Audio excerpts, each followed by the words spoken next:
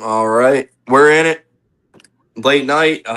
It's been almost a week, so got a lot to get caught up on. But one shining recap show. We're back at it. Um, Here December 7th, 2025. College football. So I this is one thing, especially on a basketball show. I do not love college football people using the term Selection Sunday. It pisses me off. Hmm. You don't get to say that. Yeah, And I've agreed. been That should hearing be that. reserved. Yeah. I'm hearing that a lot more, and I don't like it. I mean, yeah, that irked me. That came to my mind. There's only one Selection Sunday, and we're a few months away from it. I do Yeah, not consider still. today whatever fucking bull fuckery the college football playoff is at this point. It is not worthy of being declared Selection Sunday. Um, but yeah, we're at it. We got about a week's worth of games to recap. I'm gonna go retweet these links, let people know we're live. But how you guys doing tonight? Not bad. Just watch Mark Few pick up Um, career win number 750 over the North Florida Osprey. How what was the score? I saw the spread was Oh like my gosh. I 49 think it earlier. was like 105 to 59 or something. So like yeah, I saw it was like a 49 yeah. point spread. So Yeah, almost as bad as what they beat Kentucky by. yeah, you're not wrong. That's Kentucky will certainly be discussed here because wow, it is going south quickly. Yeah, they need to get Jaden Quaintance like a magic potion right now or something. Yeah, it's not Uh, good. Jacob, you're That was huh? what? Go ahead. I was gonna say yeah, Kentucky. I was texting. We're gonna have to tweet about their downfall or talk about Um, their downfall. yeah, Kentucky will certainly be discussed here, but I guess unfortunately for Jacob, like we have to start being that Jacob was in attendance and the number one team in the country Yeah, lost. Not piling on you, but we have to start in West Lafayette, Indiana. Um, Full disclaimer, I was at work. I actually did not get to watch any of this game, but I checked the score after and I was like, what the fuck happened? And Jacob, you were obviously there with a first-hand account. So what happened? What on earth? I Iowa State is just on an absolute heater. The last two games, they made something like 43s combined the last two games. Like they scored 132 against it's Alcorn In a State regulation earlier game. in the week. Yeah. Yes. So like I And they the played combination great of that and in then Vegas too. yeah, Like it goes back further than that. and Like and then Purdue just couldn't make their shot. Like their three, they got good looks from three, and it was just kind of spiraled out of control. The first half wasn't that bad. Like Purdue yeah, was you were keeping down it four tight at and forcing halftime. turnovers. Yeah, like coming out in the second half, like Purdue's body language just like looked terrible. Like take TKR looked out of sorts, and Lawyer played one of his worst games. Lawyer's in a slump right now. Braden Smith didn't play that bad. It wasn't even that type of game. It's just Iowa State hit every shot, literally every shot, like contested, open, whatever. Like they were just not missing at all, and it kind of just spiraled out of control. Um, and it's just one of those games. Like it's a wake up call. Just Matt Painter's going to need to use that as a teaching moment, especially for the younger Um, players. Like this was unfortunately like just to add context. This was the uh tied for the biggest loss by a number one team at home of all time and stands alone as the biggest non-conference home loss for a number one team of all time. Um, yeah, well, this is shocking. Like I said, I don't have a lot to add yeah, because I wasn't able to watch the game, but like I mean, I know you're stunned. I'm It, like, I'm sure Mackey was fired that up too. Like, yeah, that was like the environment going in there. Like that was that place was getting ready to blow. If like we had kept it a game and it was tight the whole way, it would have been so loud. Like, and it kind of just died out after halftime. Going into you have the sandstorm dance. Everyone was fired up, doing all the cheers. The paint crew was bringing it. Um, Matt Painter was very complimentary of Iowa State. He was calling his team out essentially, just for body language. Like I think he was calling out TKR and Lawyer especially. That's what my assessment was, at least. They didn't show up at all, and some of the bench shooters weren't hitting their shots either. Our centers played fine. Jacobson and Clough played good, and then Smith played good as usual.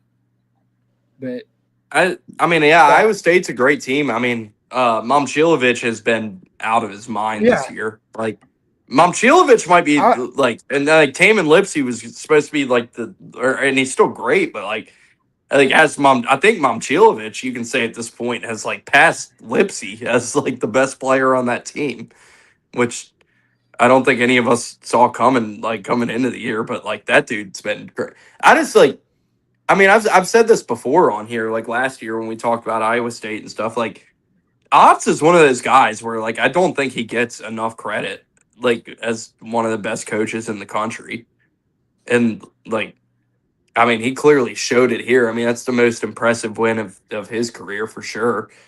And like to go in there like against the number one team in the country and just dominate like that, it's like I mean, that's the best win of the year.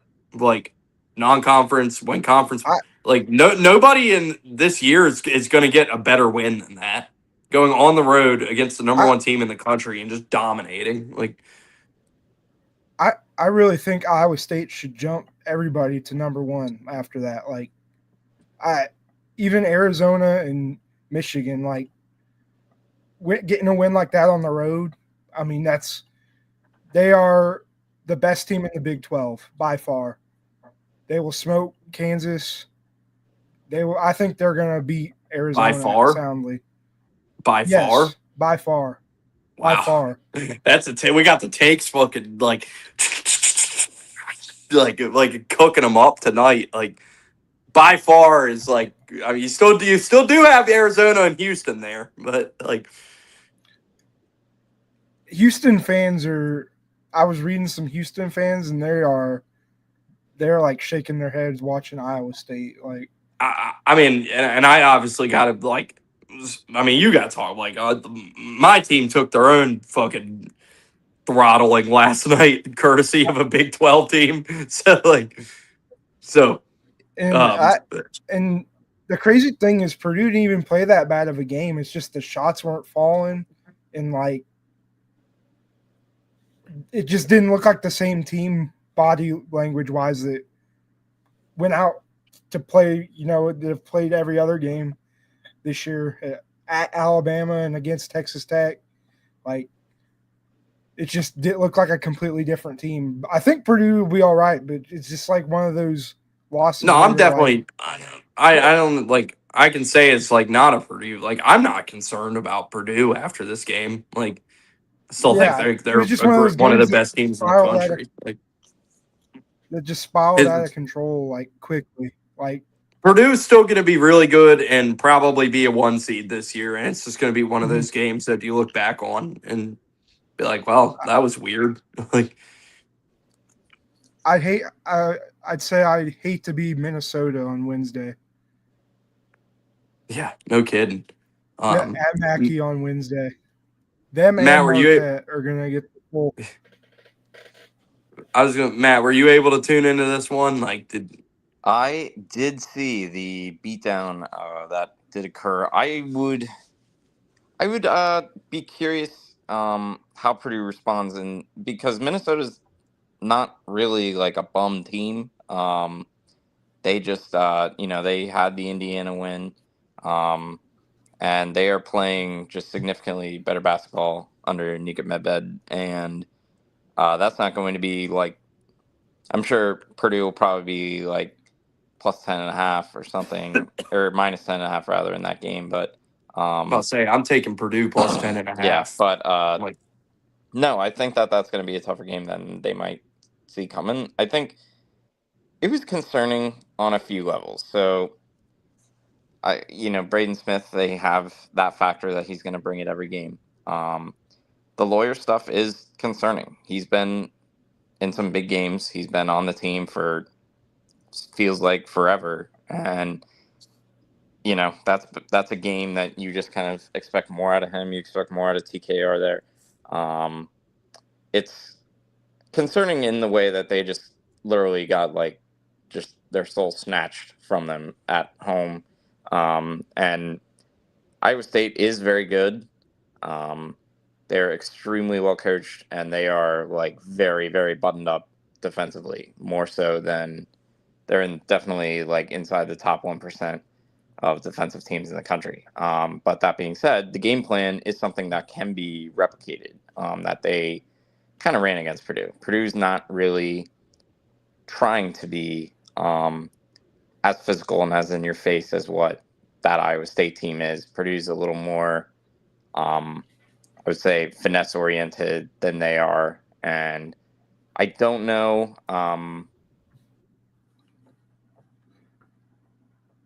They do get that draw, obviously, in March. But yeah, I mean, concern a bit, like a little. But it's not as if the season hangs in the balance or anything. But it is like, I would be curious to see, like, now, like, does either of your calculus change on how they match up with Michigan State when they play? Like, or Michigan? Because Michigan State's, while not the same level of defense as what Iowa State is, they're capable of kind of playing a similar game plan and style to what Iowa State did to them. but they can't shoot it to. No. I mean, Michigan State tried to do the same thing to Duke and also lost at home. So Sure. But I think it's just one of those things, like, for me, I thought that the Big Ten was going to be like Purdue winning it by a couple of games or like maybe a few games. Now it's not really that way because of how Michigan's looked, how Michigan State's looked. I think it's going to be a little closer than what we thought coming into the season. That doesn't mean Purdue won't win still, the Big Ten, but I think it definitely is going to make it more interesting. And yeah, I mean, this should be about Iowa State and how good they are. It shouldn't be about like Purdue. They played poorly. Not to excuse how badly they played, but those early tip-off games, it's a different vibe than if that game were at like 7 or something. It's just, the atmosphere was kind of dead. It felt like after the first 5 minutes into the game. I wasn't there, but obviously like Jacob was, but it just kind of felt as if that place was ready to get going and then they never got a chance. So yeah, really impressive by Iowa State. I would not go as far to say that they are by far the best team in the Big 12. I still think Arizona has the best. They still have the belt right now for best team in the Big 12. I think that they should be the favorite going into conference play. I think they should go to number 1 in the country. I think they deserve that. So, yeah, I think I'm higher certainly now on Iowa State than I was before that game. That was a team that I thought probably had like a Sweet 16, Elite 8 ceiling. And now they, their body of work, what they've done so far, they look as if they're a team that could make a Final Four run, especially with the way they're shooting the ball. So, yeah, give them a lot of credit. They've looked great. Really good team basketball. And, yeah, Otz is great coach. You hinted at it there, and that can kind of be like our next topic, and we can get into like more of the games in the past week as a whole. But like going into tomorrow and about 12 hours from now, I think there are 3 strong, legitimate cases you can make for the number one team in the country right now. And I don't think you can go wrong with either of the three. It's obviously Arizona, Michigan, and Duke. I think like all three of those teams have like resumes that can hold up against anybody right now. And you can genuinely make an argument tomorrow if you had an AP ballot, which unfortunately the voters don't take serious. But like if we did have a ballot, like I think there's a case to be made to rank any of those three teams number one in the country come tomorrow. Um, Obviously, like Arizona's got great wins and they just steamrolled Auburn yesterday, and Michigan's like continuing to dominate. And then you have Duke, who like I'm not hearing a lot of people mention them in that number one discussion, but like I think you got to Well, put Duke because in they there. shouldn't be. I mean, they didn't Well, I look like mean, a team that should have been there. Like they they, just got two huge wins over Florida and Michigan State on the road this week. I mean, they have wins. Duke has wins right now over Florida, Michigan State, Arkansas, and Kansas. I mean, Like, the reason Arizona and Michigan should be prioritized for number one over Duke is because so you did not like me sticking Duke in that no, I tier. don't think Like, Duke has looked good. I think they were extremely fortunate to get by Florida. I mean, Xavier Lee shot like 1 for 10 from the field. They only went 7 deep. Florida only went 7 deep in that game. They nearly ran out of guys. And Florida had a chance to beat them. That was like, and this is a team that's getting punked by TCU, who Notre Dame just beat the other night. No, Duke has not, like, Michigan has throttled good teams, like really good teams. Like Arizona has throttled and won in some very difficult road environments. I feel as if those teams should get the priority because the manner of which they've beaten these teams they're playing. Like, I can't say that Duke is that kind of good yet. There's still some holes in that team that I think that Arizona and Michigan are farther along than they are right now. That might not be the case by the end of the season, but today that's kind of how it feels. They're not like dependent on one player the same way that Duke is like entirely dependent on Cam Boozer. Like they lose by 10 to Florida if Cam Boozer doesn't have the game he had. So I think it's just kind of different with those teams. It has a different feel because it just kind of feels as if it's like really well balanced, like very methodical, just destruction of these other teams. So that's why I would kind of differ on Duke being there right now. But that could change. Well, who knows?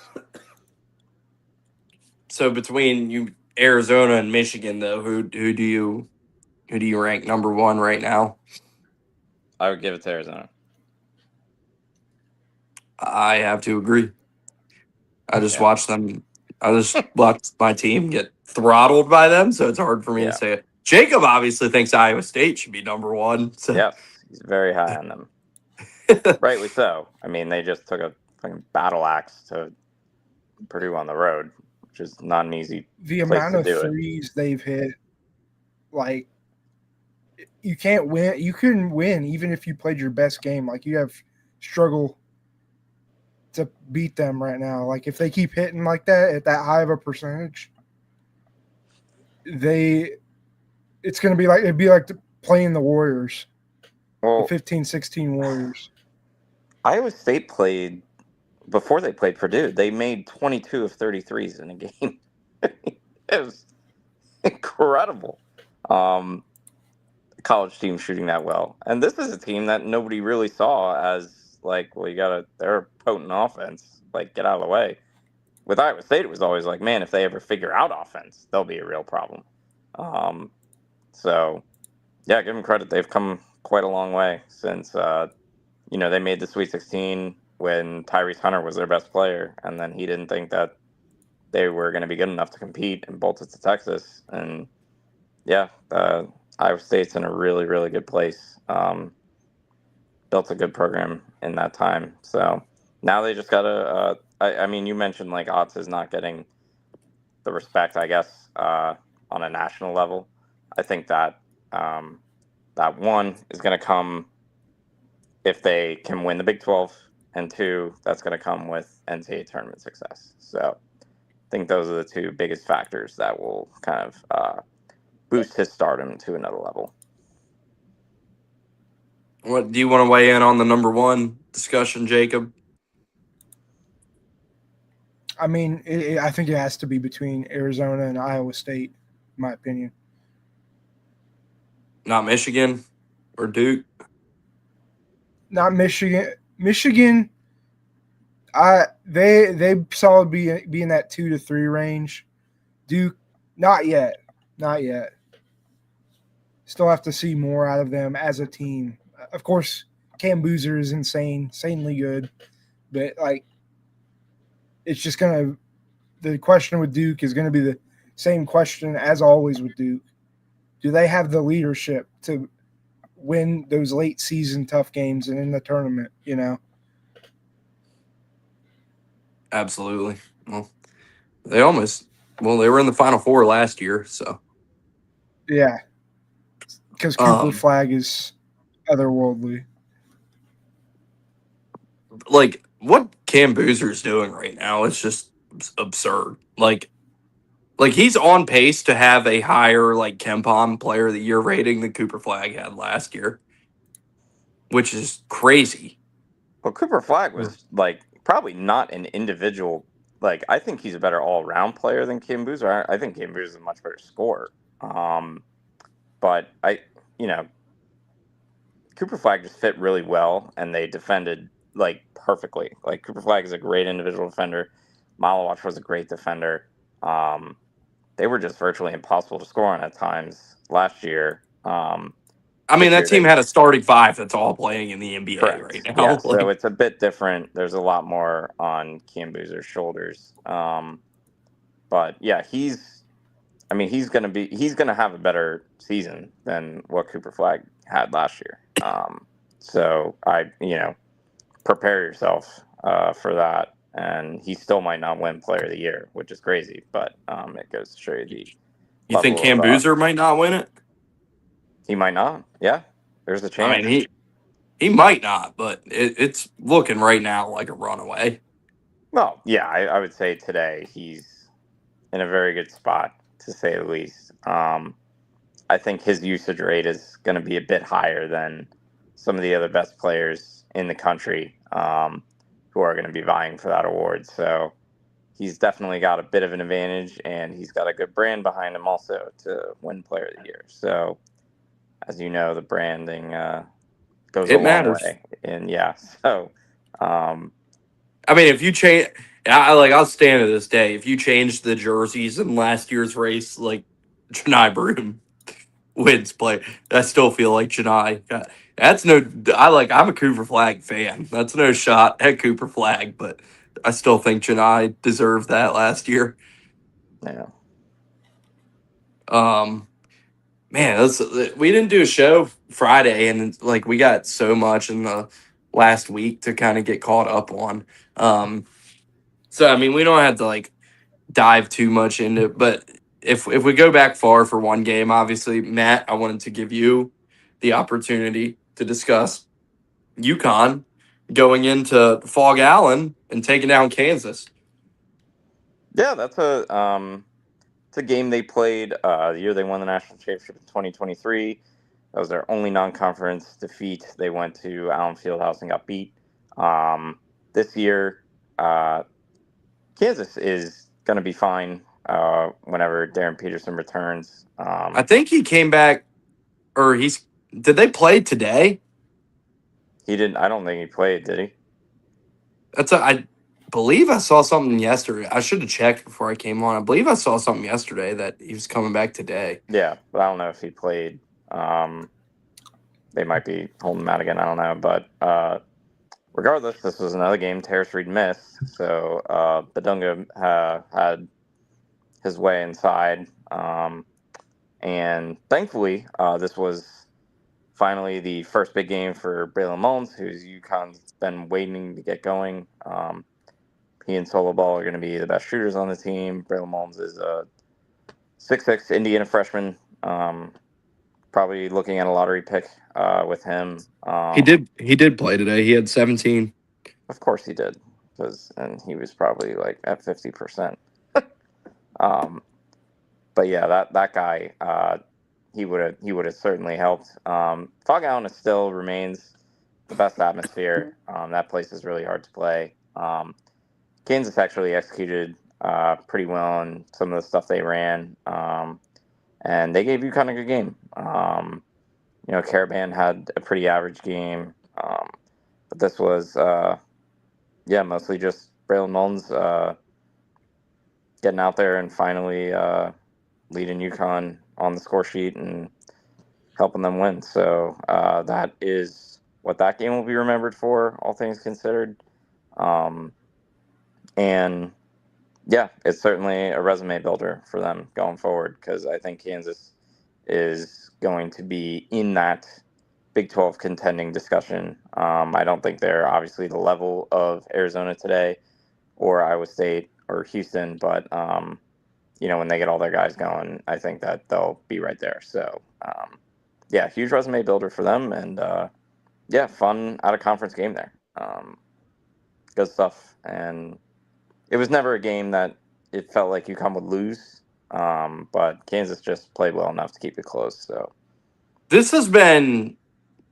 This year has been, I think, the best non-conference college basketball season ever. Like you alluded to that. Yeah, I mean, there are a few. I mean, yeah, it's certainly better than what it was with last year's. Last year's conference slate, I would argue, was one of the best of all time. But maybe that's just because watching more SEC basketball. But the non-con's been awesome. I think that is the benefit of the bowling alleys and the Maui's kind of getting out of things. There's just more games in the non-conference for these teams to get, and the players there was great. Like, it was successful in the sense that it got a lot of good teams playing against each other. And yeah, I think that especially at the top of the sport, these teams are not afraid to schedule really tough out of conference. So it's great to see, it's great for the sport. What I love too, and it's some of the games we've already discussed, like I love the non-neutral court. Like Iowa State went to Purdue, Kansas went, or UConn went to Kansas, Auburn went to Arizona. Like I love, like I love like the true road and like teams that you're not used to playing each other in a true like campus environment. Like it's awesome. I love that stuff. Obviously, last week we also had the ACC SEC Challenge. That was a lot of the slate throughout the week last week. I don't like great comeback by the SEC to win the challenge on Wednesday. They were down 6-3 going into Wednesday and ended up winning 9-7. So great stuff, or great job by the SEC to get the job done and not win that thing, because it was not looking good for them on Tuesday. Obviously, when you see the difference, though, like 14-2 last year, 9-7 this year, just kind of goes to show that like the SEC this year isn't the same league it was last year. Which nobody could have expected it to be the same league it was last year. It was just like unreal last year, and like this was kind of like a true watching kind of that like in motion, that downslide of the conference, like not downslide like they suck, but just like it not being the same league. And the ACC was competitive here. Like Florida Duke was probably the highlight of the thing. But yeah, we had some great games. Kansas and or not Kansas, Clemson and Alabama played a really close game. Louisville and Arkansas played, which we'll obviously have to get into for our resident Cal fan here. That was a great win for the Hogs against Louisville. And kind of poking some things at Louisville now. We'll get into that game here like as I bounce through it. But I think the biggest thing in that game was Arkansas found a way to defend Louisville, which like that offense is not unstoppable. Like there are ways to neutralize that, and like Syracuse beat Tennessee, which was awesome win for Syracuse.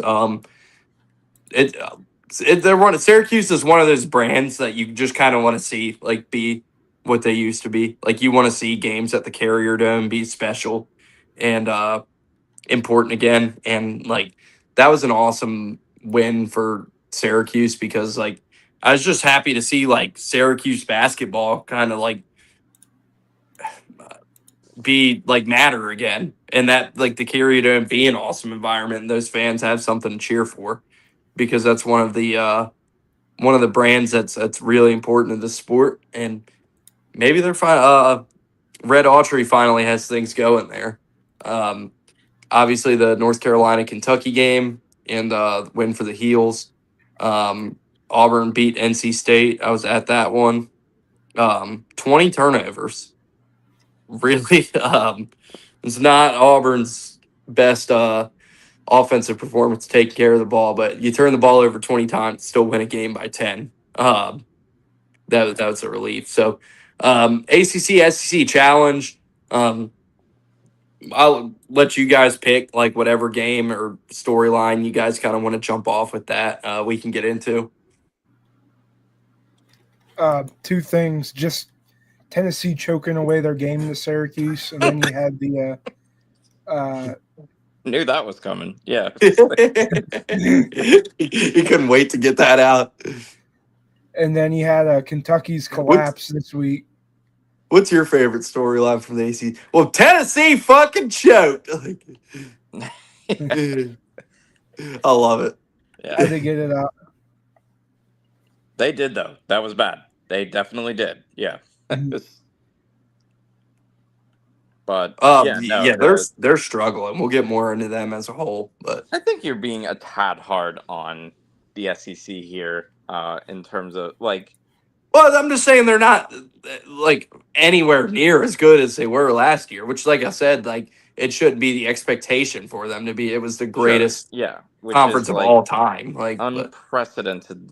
Like levels of success in that conference. I'm not saying the SEC sucks, like, but like I had a couple coaching changes in there, and I think the SEC is not. It's still going to be in a really good place, and it's still a premier conference.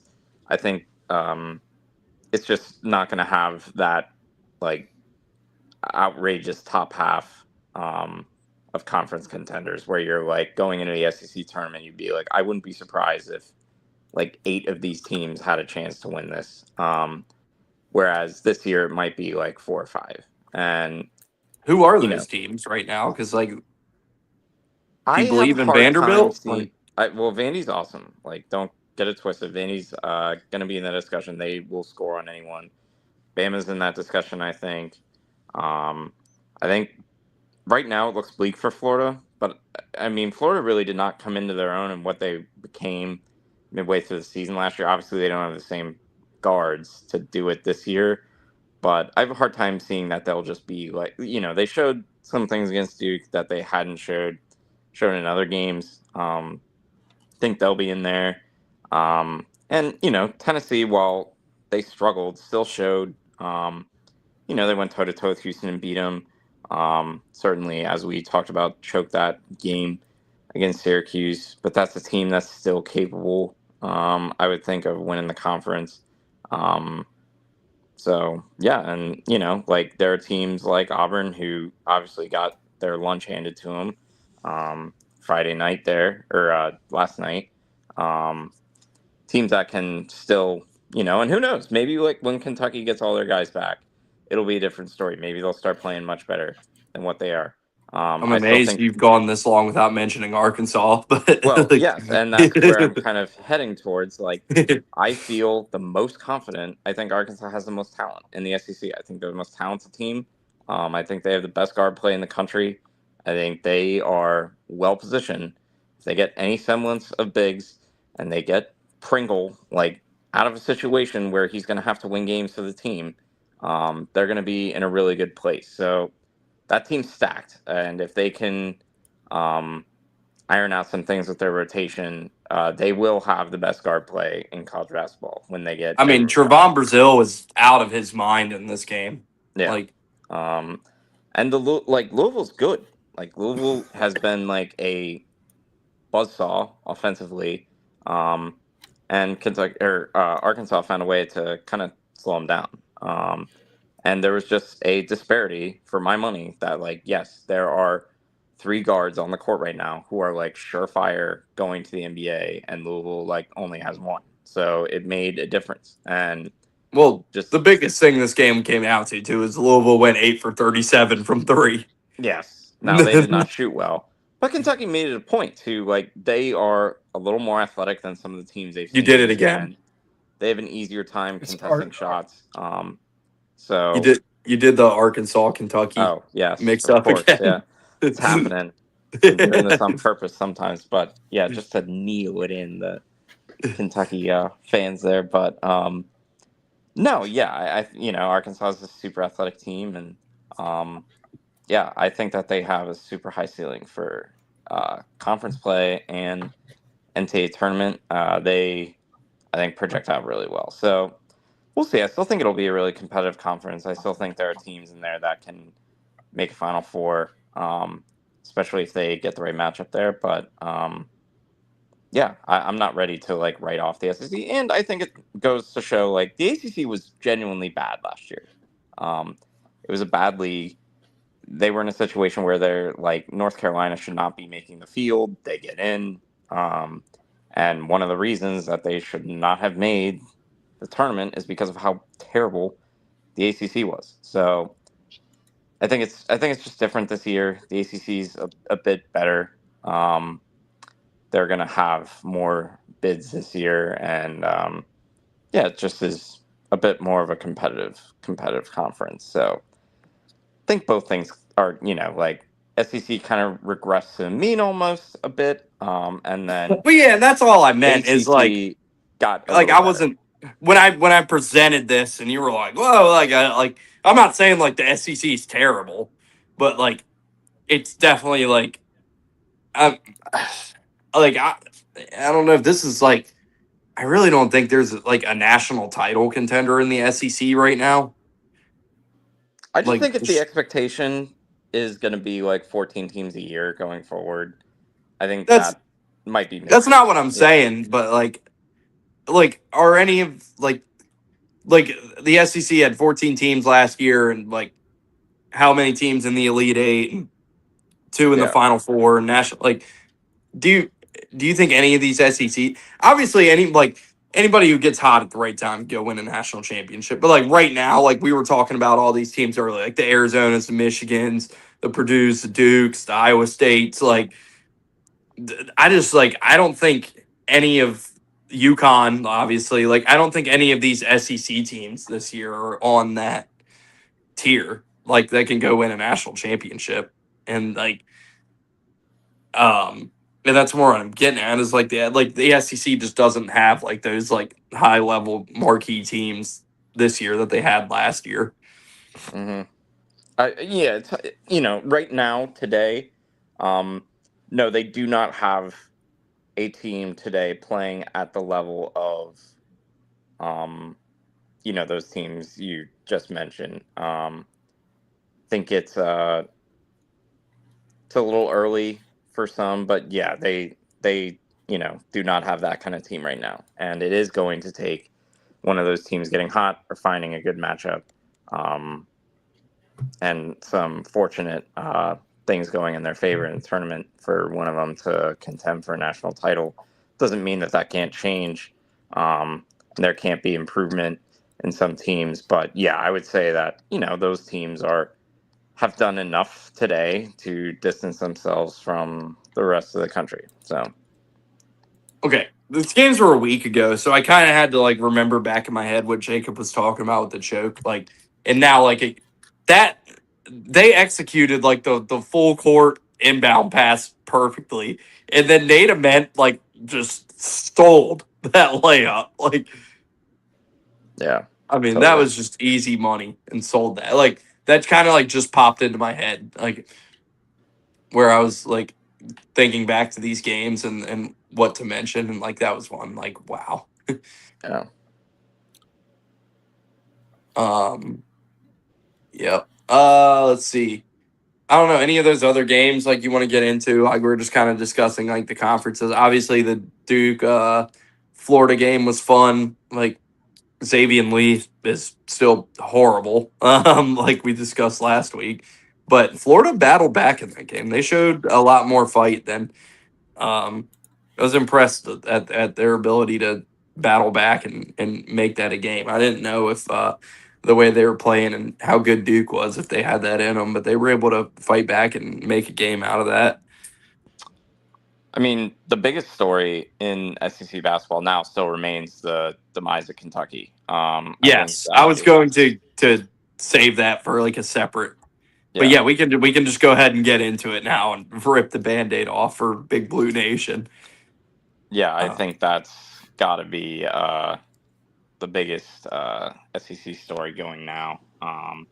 Just they're bad, man. They're they're bad. bad, and it's gotten to a point that is getting to uncomfortable status, dare I say, with the fan base, and Mark Pope, and just their reactions to losing has been like not ideal. Not to be the body language doctor here, but it just seems different. Like just totally deflating on so many levels when they lose. And yeah, they don't have shooting, so that's like from a basketball sense they cannot shoot the ball. So that's one Well, they're thing. missing Jaden Quaintance and Jalen Lowe, and They are that's missing two very important starters to their team, and that goes without saying. I think one of the problems is they are still playing as if they have both those players, and they are not adjusting in any way. Which is fine because that means that those players should fit in pretty well when they return. if they return. Yeah, who knows? No one knows where they are. But yeah, it's an interesting kind of feeling within that program. The expectations were so high, and in I basketball, picked them. I picked them to go to the Final Four. yeah, I mean, a If the- lot of people did, and in basketball, it's very different from football in the sense that, like, I'm pretty sure, like, all the teams that just made the college football playoff, um, their NIL budgets are fairly public, and basically everybody knows, like, Oregon's got a $20 million roster, Ohio State's got a $25 million roster, Texas Tech has like a $25 million roster. I don't know how Um, expensive James Madison's roster sure, is, but but other than that, the point being, like, you really don't know that much about like how expensive other rosters are in the country, but you do know how expensive Kentucky's is. And yeah, other than like Kentucky and North Carolina, I don't know if there's any other rosters where like that figure was out there in the manner of like those two are the yeah, only two that come to mind. Like, so they made it very public how much that they were spending on the roster. And they made it very public that, this was going to be a situation where they thought that they were going to compete for a title. And they haven't done anything remotely similar to their expectations. So it's a huge area of concern because also, like, Pope just was not great in game either. And especially in that North Carolina game, it was not good. They have Pope not. just has like has like such a defeated attitude right now when he talks about this team, and it's just like, and I'm a Pope fan, like I like the guy, but it's like Yeah, I that's mean, not what you want to see from your like. He's just like he's not like giving optimism out that like this thing can turn around. Like he seems like he's got an attitude right now. Like he almost seems like he's kind of thrown in the towel on this thing. and Hubert Davis really kind of took it to him later on in that game. He kind of put Mark Pope in a locker from a coaching standpoint, and North Carolina just executed way better than them. And then clearly, I mean, people talk about like, hey, let's not allow this loss to carry into the next game. Well, they did just that Oh yeah, because Gonzaga buried them. That game seemed over in the first 2 minutes of the game. It it was, was over quick. Yeah, I mean, and this is a team in Gonzaga's case who they, not to the same degree, like because Kentucky lost a closer game, they got crushed, just bodied by Michigan. And and Grammy K was 0 for 9 in that game, and then he responded. He had 28 and 10 on and North Carolina. don't forget to mention too, Or like on Kentucky, rather. that's basically a home game for Kentucky and Yeah, 100%. Bridgestone there. Like Yeah. that's like a second home for Yeah. them. And to see them get beat that badly, it was just, I cheer for Gonzaga aggressively, and that was not something I expected. Just kind of expected them to have, just kind of felt as if they quit at halftime and they knew they were done. And Gonzaga didn't run anything flashy or special, and yeah, they just, it was bad. To be quite frank, defensively, the rotations for Kentucky were terrible. Their closeouts were terrible. Their post defense was terrible. They just looked as if they were uninterested. And from a talent standpoint, they do not have the talent that Gonzaga has right now. They're not as good as Gonzaga.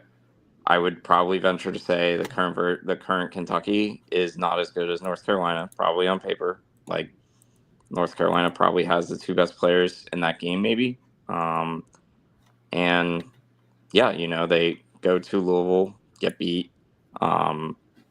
It's not been a good start, and now they're going into a situation where their non-conference has been totally just nuked. They have no non-conference resume. I mean, what's the best they can do now? Like, I mean, You being go on a realistic run in the out there, SEC, and you're fine. But well, no, I mean, what's seating wise? What's the best they can do? Well, if they win the SEC and just let's say they get Quayton's back and they get Lowe back and they go on a run and go like uh, uh 14-4 in the SEC and win the SEC regular season and win a couple games in Nashville, they'll still be a 2 or 3 seed. To me, I would have to guess that their realistic SEC prospects are 9-9, probably.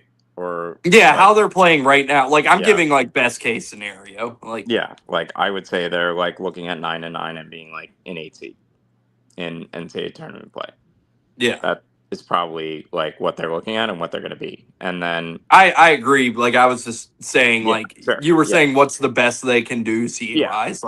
But that's kind of how it feels now, and it feels, as if that is what they're going to be by the end of the season. And then I think the conversation has to start, or the seat has to warm up for Mark Pope, or somebody. After year 2, yeah, you had a really good year, a great year 1. I mean, and so if they lose in the second round in year 2, after the amount of money that they've poured into that team, you don't think there's not going to be a couple of boosters who aren't going to be I'm not putting a down payment of $10 million here towards players if we're going to lose in the second round. But they were really patient with Cal. Is the thing. It took years to lead up to what led to his eventual exit. That's very true. But they didn't have a quick trigger with him. But again, he had a lot of equity built up because his first years on the job, it was Elite 8, Final Four, national champion. They lost in the NIT in 2013. They were national runner-up in 2014, and then they were Final Four 2015. That's his first. Did you just try to sneak the NIT championship in there? No, it wasn't going to lost in the NIT. They lost to Robert Morris in the first round of the NIT in 2013. But that's the first 6 years of Cal on the job. You're in the Final Four 3 of the first 6 years. You're winning a national championship.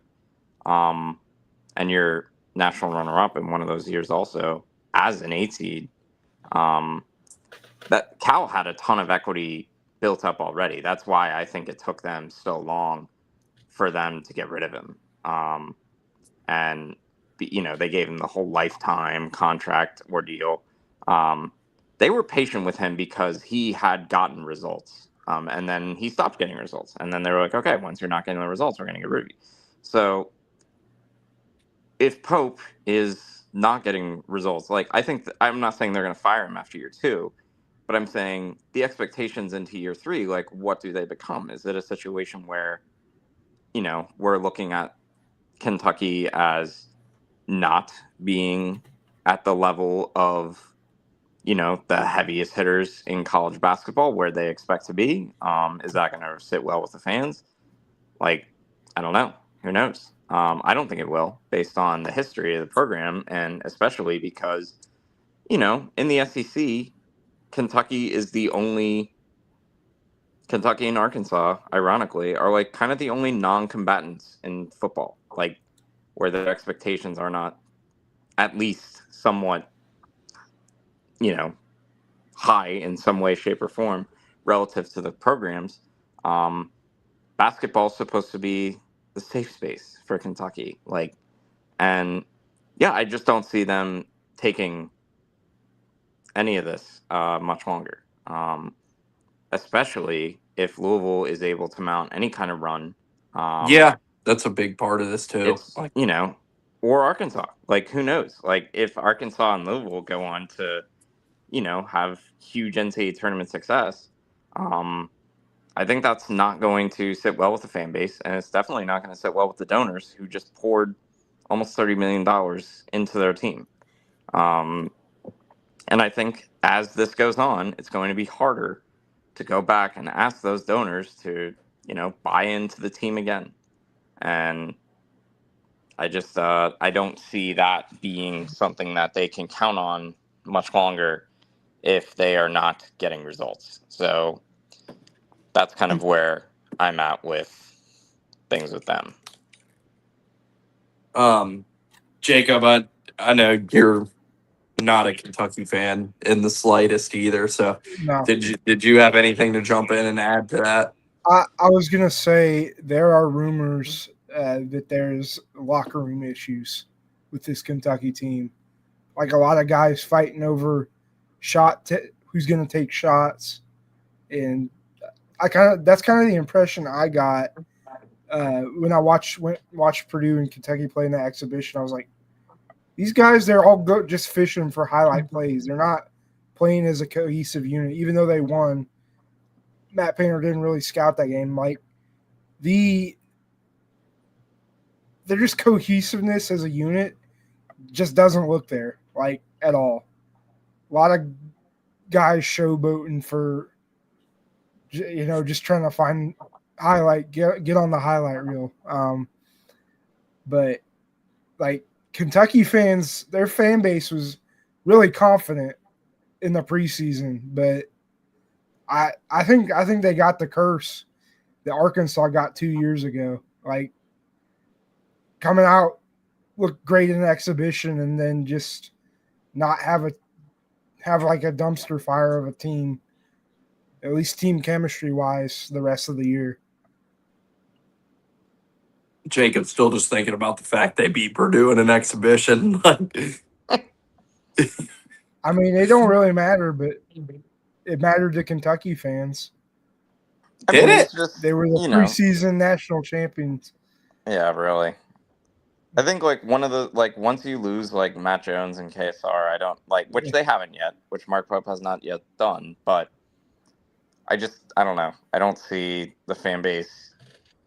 Well, you got to factor in that they're paying fucking Mark Stoops $38 million to go away in football. So I think that probably, if anything, helped Mark Pope's job security for a little bit. Yeah. I just can't see them being look at what Mark Byington's done at Vanderbilt. And, why can't Kentucky, I would have a very hard time with that if I'm a Kentucky booster. And, Kentucky. Yeah. I would take all this to like the athletic directors or the athletic director and the board and be like, what are we doing? Like, how are we getting beat by like Auburn and Florida, like Well, yeah, and I Alabama? was going to reference Auburn too because it's like Yeah, they have to be another team Kentucky looks at. It's like yeah, that's a team with a brand new roster with a first year like ever not a new head coach at Auburn, like a first time ever head coach, and like they still like less lose like obviously like Auburn's lost to a couple good teams, but like still looks like a really good team, and with the first year coach, like yeah. I think that is going to turn up the heat a little bit. I don't think Mark Pope's going to lose his job, but I do think there are going to be questions, some fair, some unfair, and yeah, I don't know where they go from here, particularly besides just rushing those players back, really, because they don't seem to have any other options. If those rumors are true that they're already having infighting this early into the season before they played a conference game on the road or something, um, that's not great news. So, yeah, they got a ways to go. And yeah, to this point, they're not a very good team, and they're looking at a very, very unfavorable draw in March if they can get to. I mean, it is on the table that they won't make the NCAA tournament. Like that's not out of the discussion. I mean, yeah, if they continue to play like they're Yeah, playing now, like yeah, that's they're not even going to be close. Like, yeah. So it's not off the table, and you know, yeah, we'll see. So, got to make some changes there, though.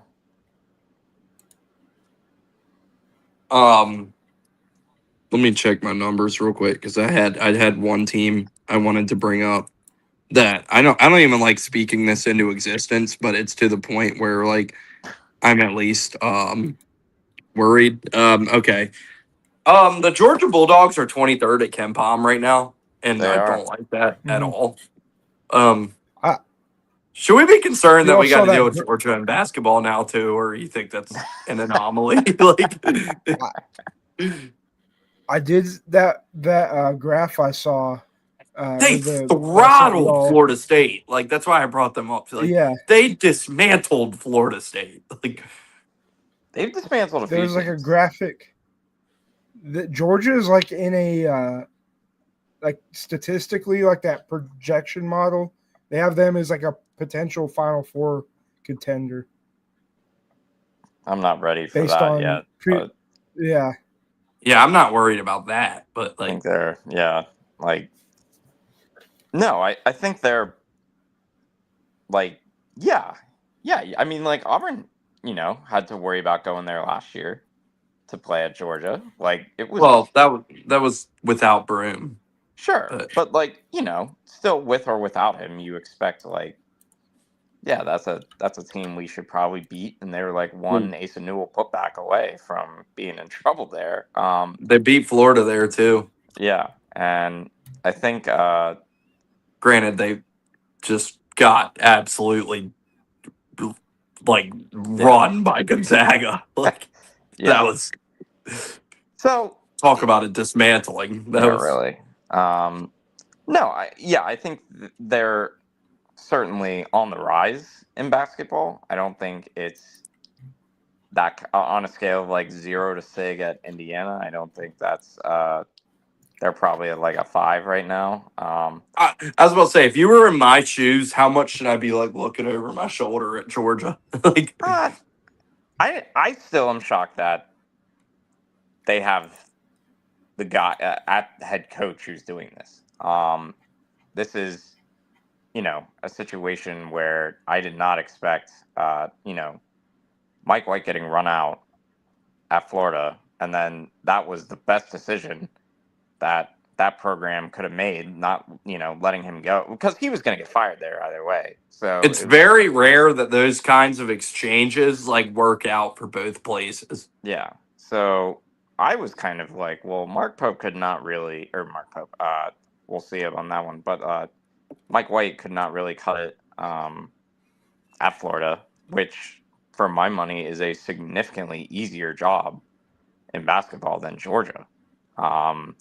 And yeah, it's a totally different program. It's a totally different operation than what he ran at Florida. So maybe he learned and, learned from his mistakes at Florida and is now running a much tighter ship and well-oiled machine with Georgia because they're scoring. They are Yeah. putting up serious numbers.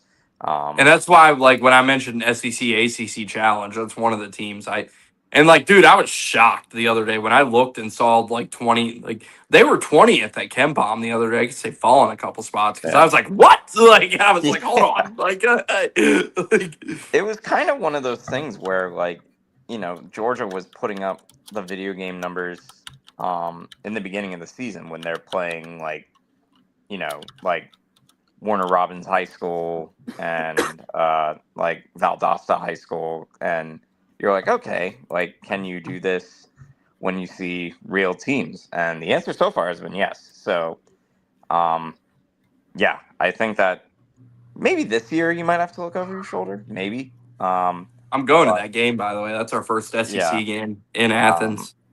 I think I think this year, yes, you might, but 2-3 years from now, I don't know. I have a hard time seeing, like, if the football team does not win the national championship this year, Kirby's gonna, like, demand a serious increase in NIL resources. Well, 'Cause and that already happened, and they yeah, lost Demery because they just didn't have the money to keep him. yeah. So I'm curious where that athletic department goes if, like, Georgia gets beat and that, Kirby just goes and is like, we need more money. Like, I need more money to get these players in that we need to win these games, and particularly on the offensive side of things. So I don't know. It's an interesting situation there because Georgia, I think, like Auburn 10 years ago, was like 100% we're all in on football school. Now they still are a football school, but I think it's more like 60-40. Like, we're still, like, football first, but the basketball team is. Are you saying money wise or just like Yeah, I would say mood financially. wise? Yeah. Yeah, financially it is not 60-40. I can assure you. Oh, okay. Yeah. It's still like 80-20. Like, all right. Yeah. I mean, they got $30 million for the football roster next year. I promise you, they don't have $30 million for basketball. They had $30 million for basketball. Like, I'd be a very happy man. If they want to take that $30 million and just say fuck football and put $30 million into basketball and win a national championship, I would be okay with that. I don't think there's a lot of other people in the community who would be okay with that. I would be one of them. But. Yeah. Yeah, so I think Georgia's still, like, but I mean, it's still from, like, an interest standpoint. What's the, like, what would you say it's at Auburn, like, football versus basketball? For Georgia? Well, no, I think for Georgia it's like 95-5 or like. Oh, yeah, that's what I was like, going to say. I think it's like 100-0 at Georgia. Yeah, like, do you think Austin Wright is getting up for, like? But you're saying interest wise at Auburn? Yeah, I think it's 50-50, and like especially last year when that team was going, like it was all in. Like when Jabari was here, like I was like, holy shit, like we might actually be a basketball school now. Like, but yeah, now like I maybe it's more like 60-40 now without Bruce, but like when like Bruce was like had it going, like it honestly might have been more like, I'll put it this way, like Bruce Pearl was the Pope in Auburn. Like, even if Auburn was more of like a football school, like Bruce Pearl was like the Pope in that community. Like, he was the biggest figure in Auburn athletics. Yeah, that's very fair. But no, to give you a finality of a very long-winded answer to this question, I would say this year, like, I don't know. Yes, you probably will. In the future, I don't see Georgia just becoming a basketball juggernaut. I mean, unfortunately, we've already had to watch Alabama like work their way into that. That's why I'm concerned. I'm like, we can't have this with Georgia too. Like, I can't take it. Like, But I think, yeah, and that's the other thing. Like, I think that Bama has a true rival in Auburn there. I don't know, like, who Georgia's. Like, I don't think that Georgia's going to be like, fuck, we got to catch Georgia Tech here in basketball or something. Like, well, Florida and Auburn are Georgia's biggest rivals, and they were just in the Final Four last year. So, but I just don't see them, like, I don't know, like, are Georgia boosters really like pissed off to see like Florida like, I don't think they care. They're just like, no, yeah, I don't think like, they care either. We beat their ass in football. Like, we don't really care what they do. So, well, yeah, that was yeah, and then like the last team I wanted to bring up was Vanderbilt, but yeah, Mark Byington has things going in Nashville, man. Like, what an exciting time for Vanderbilt athletics. Like, yeah, like it's got to be like everybody in New York, like all the Vanderbilt fans in New York have to be over the moon right now. Watching Diego Pavia and Mark Byington.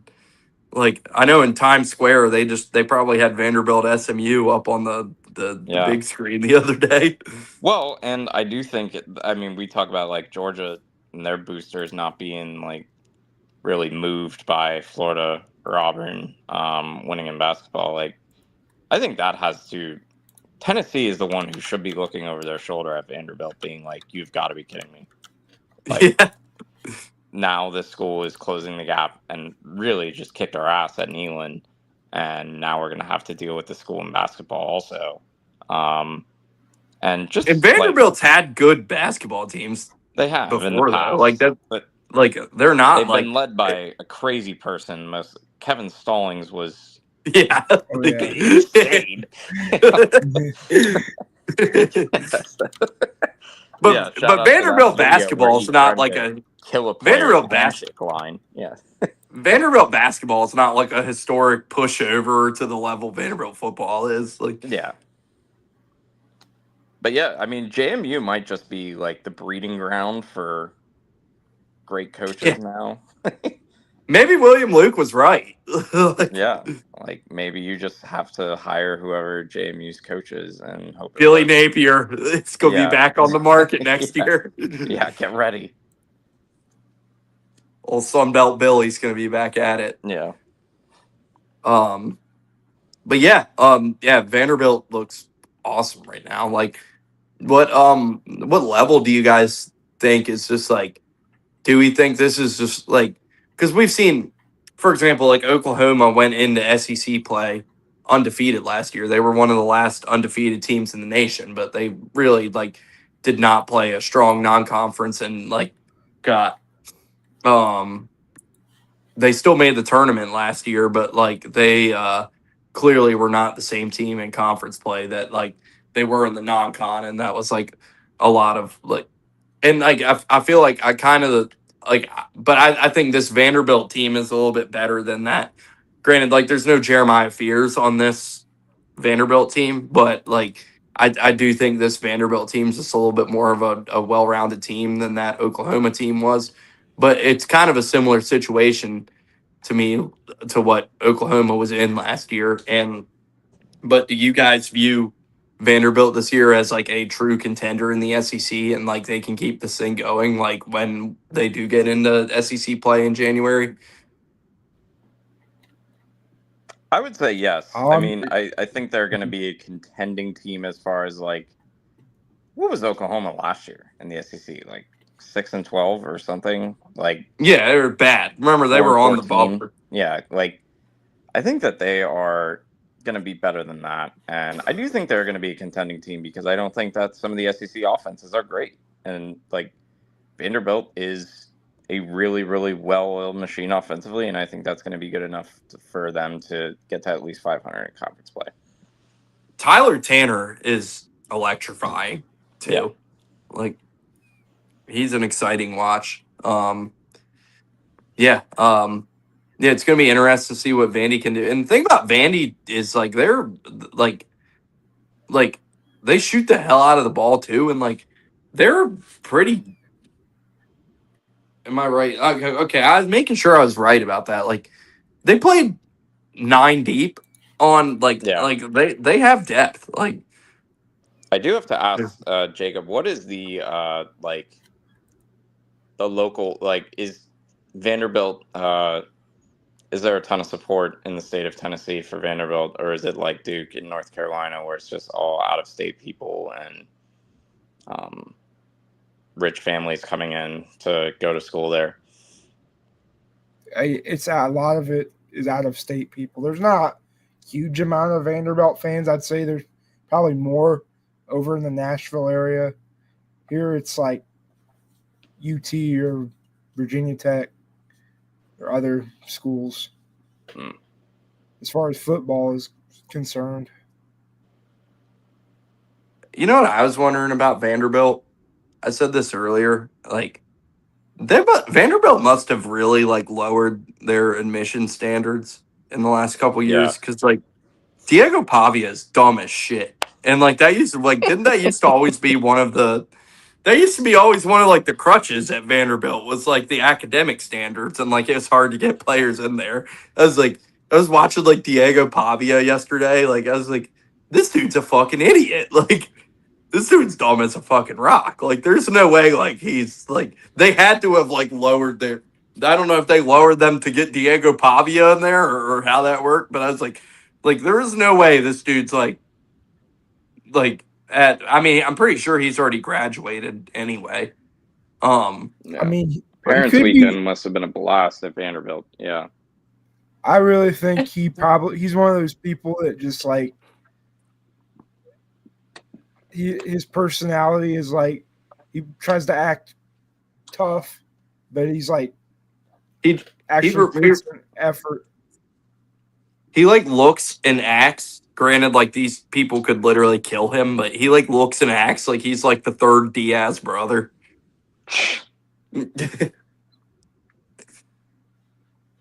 Oh man, we're off on a random tangent. Yeah. What else? Duke. We mentioned Duke a little bit earlier, but really impressive week. You beat Florida, the defending national champions, and then you go on the road in the Breslin Center and get a win over Michigan State. Duke is awesome right now. Cam Boozer's obviously at this point the runaway favorite for National Player of the Year. Yeah, they look awesome. Duke should be in really good shape. Yeah, I don't know. Like I said, I don't know what more like you can. And they had to like Michigan State definitely like was able to kind of like drag them down into the mud and make Duke play their game, but it wasn't a problem for Duke, and they get the job done on the road. This is another game I wasn't really able to watch on Saturday morning, but yeah, I caught like the tail end of it, and yeah, good win for Duke. And Cam Boozer continues to roll. Another Michigan State, another like obviously you don't want to lose at home, but I don't think there's any like concern there for Michigan State or anything. Like they played Duke really tough, and that was an awesome win. Awesome win for Duke, and yeah, I don't really know what else to add other than like obviously like when they like they're probably going to need better play from like Isaiah Evans and Caleb Foster to like when they play some like really good teams that can put up a lot of points. Like it can't always just be the Cam Boozer show. Mm-hmm. And so great. I think Evans and Foster have both been good so far this year, but they're definitely going to need those two guys to elevate their games a little bit. But obviously, it was enough twice last week, and they got the job done against Florida. They get the job done against Michigan State. And also, Jeremy Fierce was just awful in this game, over 10 from the field for him. So, yeah, good win for Duke. You guys got anything on this one? I didn't get to watch much of this because it was at the same time as the Purdue game. So, Matt? win Yeah, for that Duke. was for one.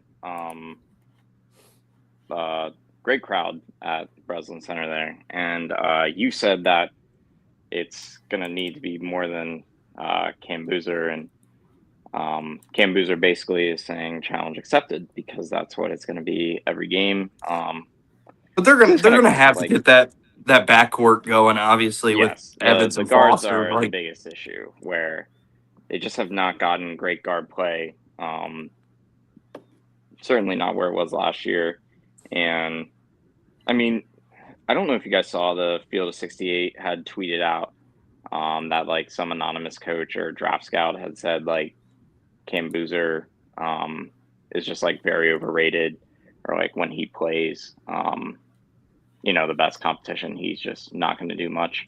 I think that was before that game, but yeah, he was solid, and oh, unrelated. I'll let you get unrelated from that game. I saw Mike Dunleavy Jr.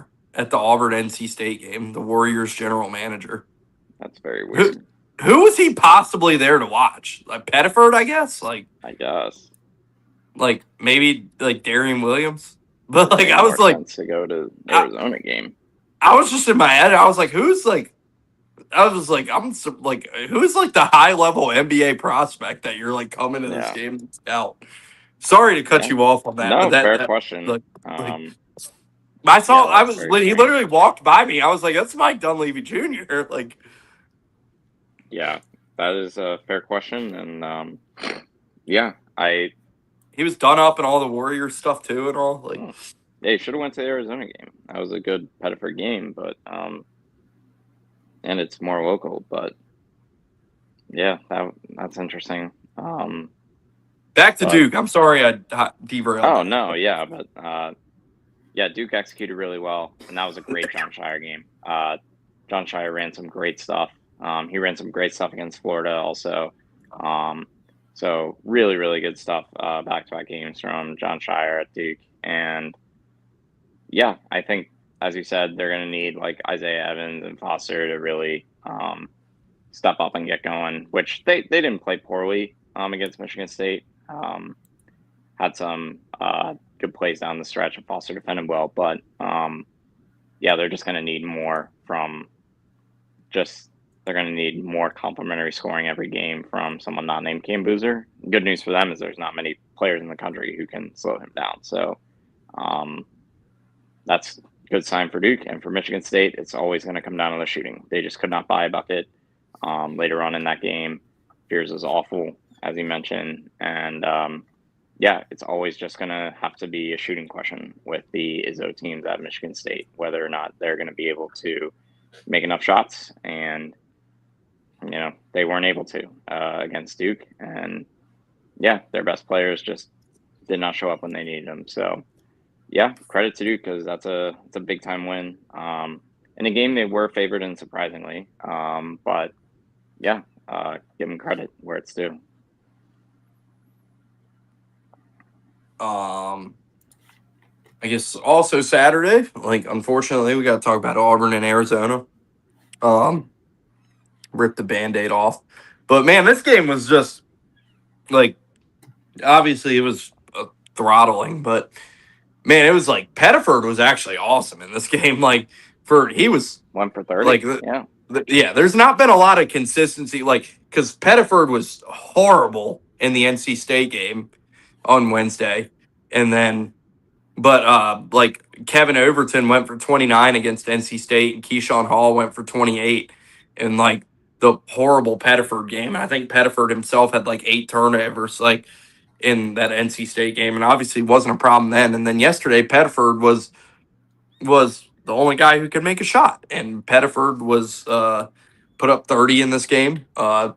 Nobody else did anything. Like it was just a tough game. Like bad performance all around. Arizona's bigs feasted. Like they couldn't miss. Like I mean, which is like road game, non-conference, really good team. Like not surprised that they shot it really well, but yeah, just the kind of game, like other than a good Pettiford performance, like nothing really went right for Auburn in this game. But like I'm not overly concerned about it. Like this is still a team like they have a brutal non-conference schedule. Like, still got to go play Purdue in a couple weeks. Like, a lot of really tough games in the non-con, and that's just going to lead to some results like this. Obviously, like this in the Michigan game, and yeah, I mean, you're never like, it's hard to walk away positive from a game like this, but it just kind of is what it is. You go on the road, play a really good team, and yeah, it didn't go well. Yeah, it just looked like nobody else showed up besides Todd Pettiford for y'all. Yeah, it was crazy. And then, like, it was Pettiford's been very inconsistent this year, and they haven't gotten their best basketball out of him a lot. And like I said, like, he had 5 points and 8 turnovers, I think, in that NC State game on Wednesday. Like, he was horrible in that game. And Kevin Overton, and that's kind of what was disappointing about this. And granted, like, it's just one game, but like, Kevin Overton he had 29 points against NC State.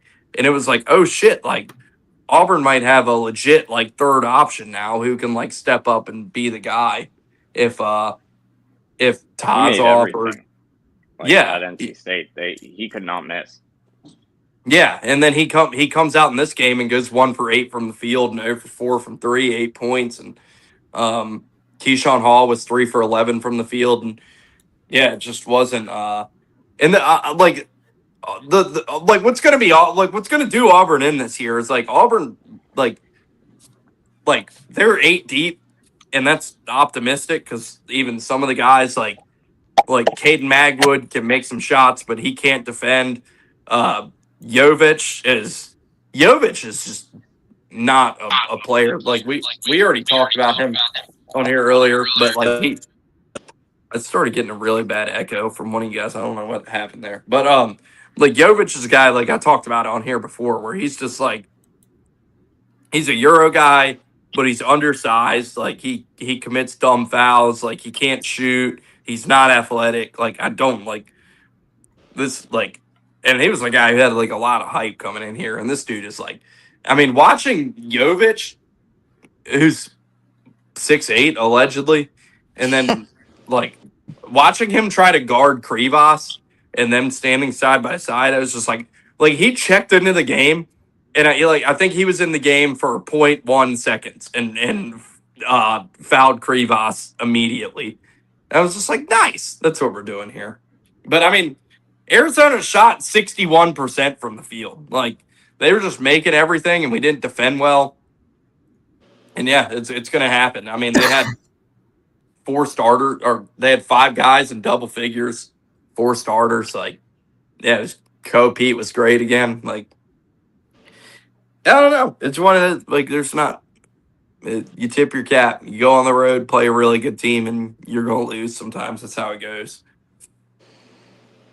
Yeah, really balanced attack for Arizona's sake there. And yeah, I think they should be the number 1 team in the country in the AP poll here. And yeah, I was super impressed, as I have been every time I've watched them play, really. But yeah, they certainly had no problem letting Pettiford get whatever he wanted. And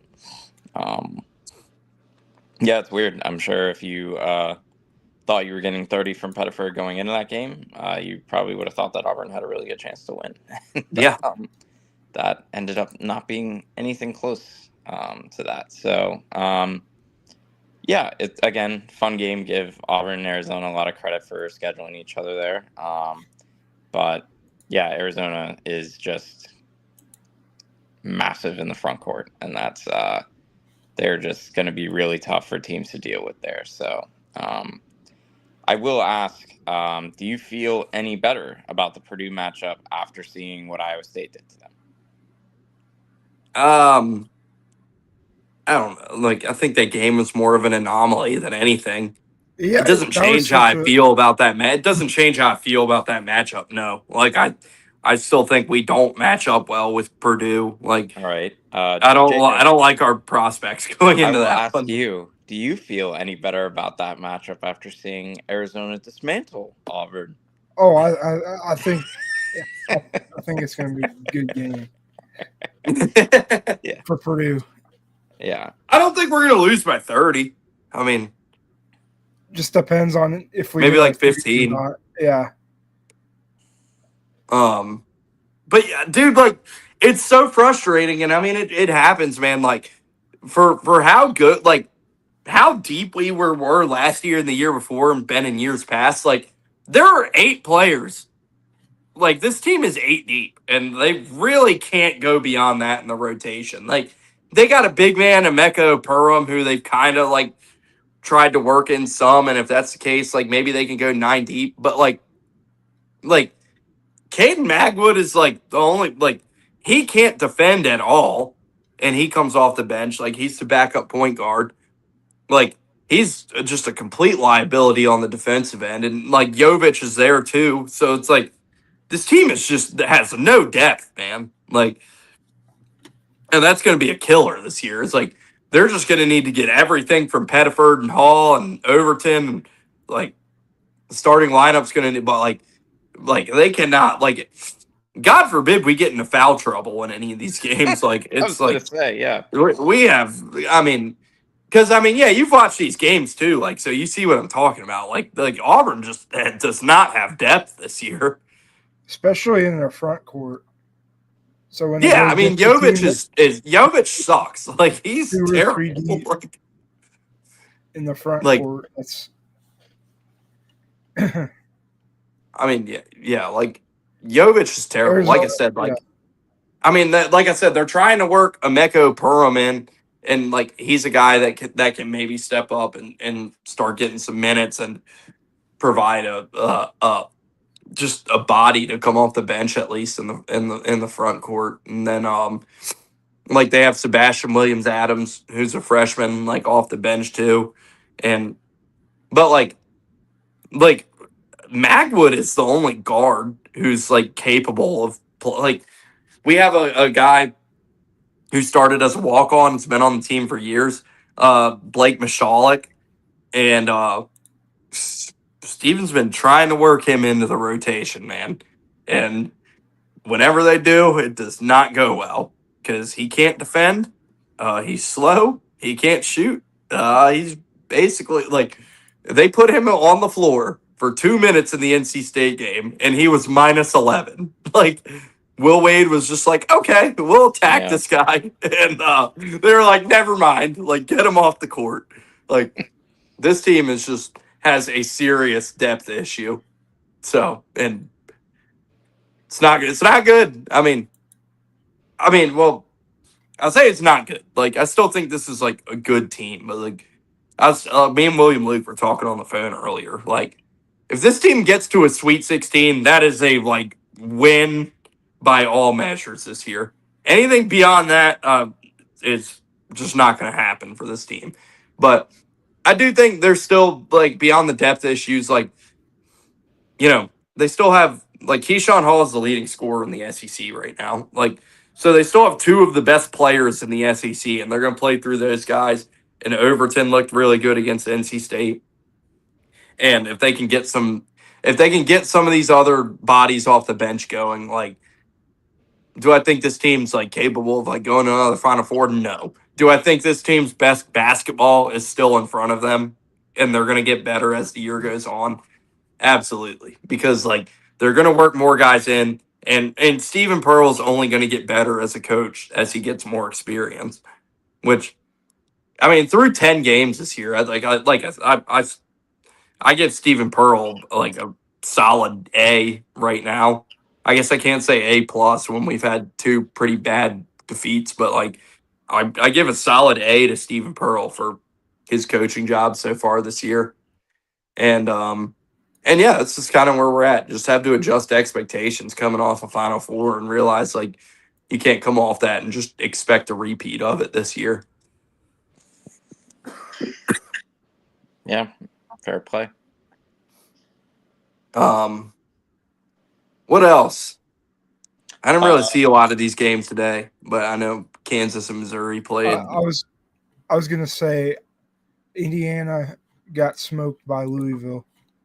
on Yeah. Saturday. Oh yes, they did. I was Mhm. watching that one That was yesterday. one where Louisville was not losing back-to-back games, and yeah, it was just not going to happen. What was it, like 18-0? That's you're like, all The right, start, that this was game's over. Like, we walked in the Harry's chocolate shop at Purdue, and we saw IU losing to Louisville, so at least that brightened my day a little bit. yeah, I had that game on. It was 18-0.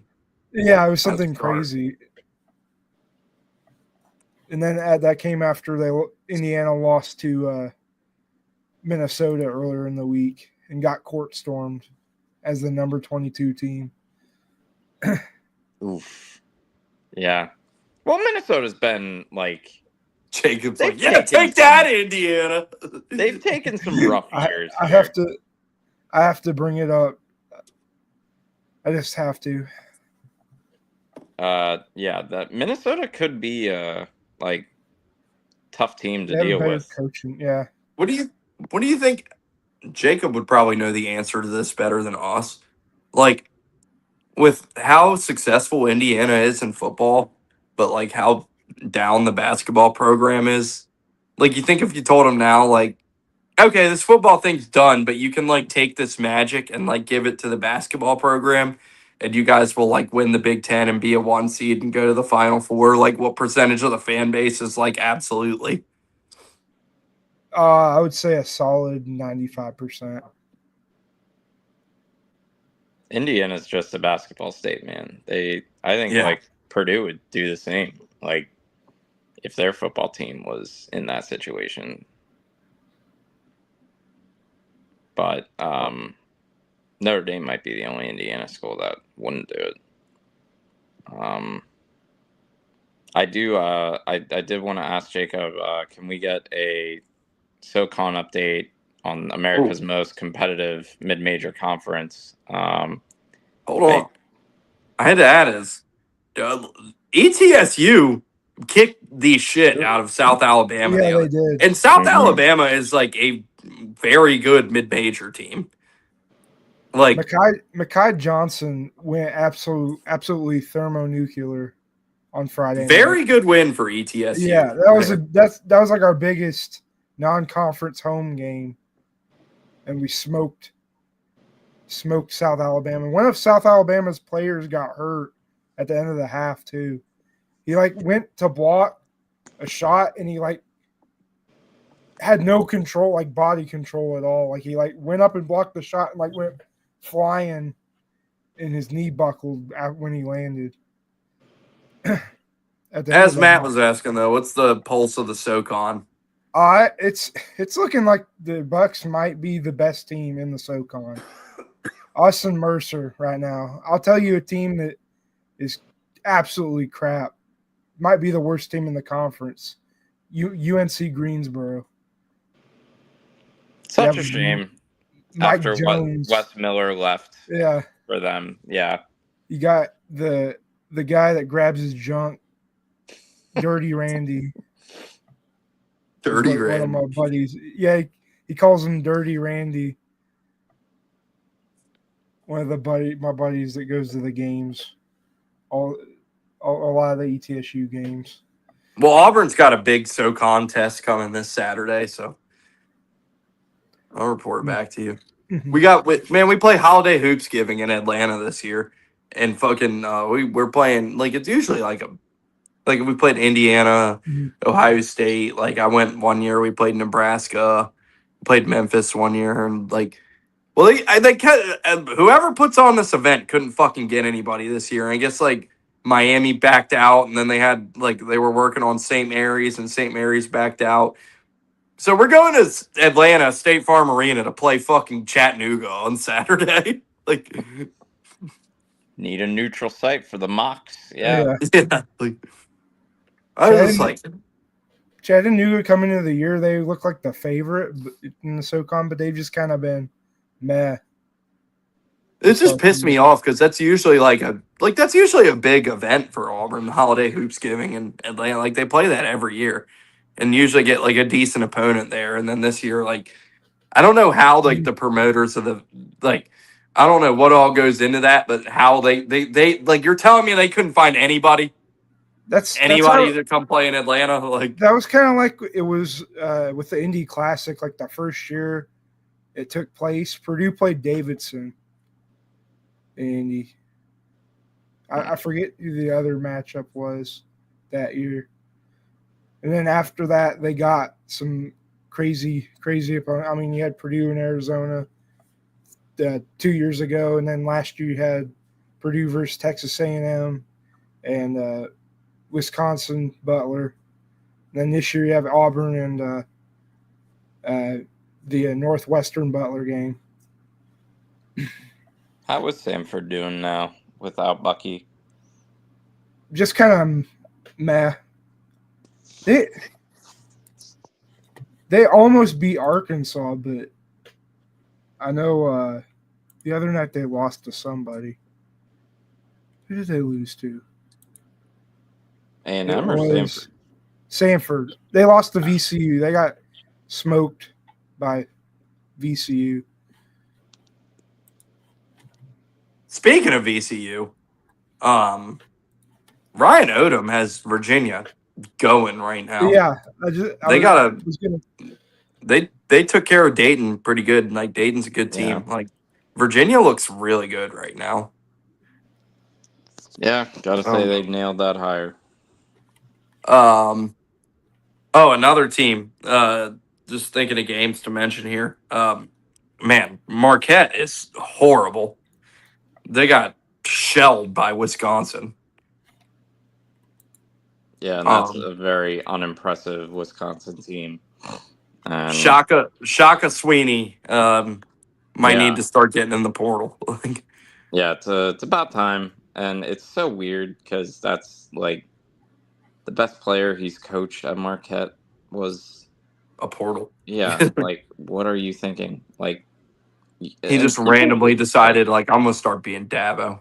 Yeah, and same thing with Dabo. I'm like, dude, it would not be hard to recruit for you in portal. Like you don't. William Lake was like, "This is so sad." he's like, oh, it's like, why? Like, it's like that or get fired. Like, yeah, I don't know if you've ever watched The Office before, but like when like Michael kicks his like nephew's ass or something and he spanks him and Toby's like, yeah, you have to undergo counseling, and he's like, ooh, can I not do that? And they're like, well, the alternative is termination. And just like, yeah, that's the alternative. Like, you're done. It would be sad if Dabo were just like, nope, I'm done. Going down with the ship and we're going 3-9 next year and I don't care. Like, I'd be like, wow, that's actually sad that a like multi-time national champion coach is just refusing to do the easiest thing that he can do.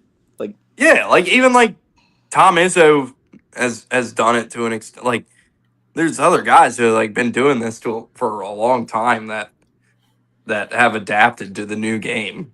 Yeah, like, and it's like why Shaka Smart decided to plant his flag in the ground and try to be that guy. I don't understand because like Marquette has money. Yes, like Marquette has like a solid alumni base and like they have money in that program and like all that money in that program is going to basketball. They don't have football or other sports to worry about. Like all that money's going to basketball. And Shaka, for whatever reason, like just like planted his flag in the ground and decided like, nope, I'm doing this.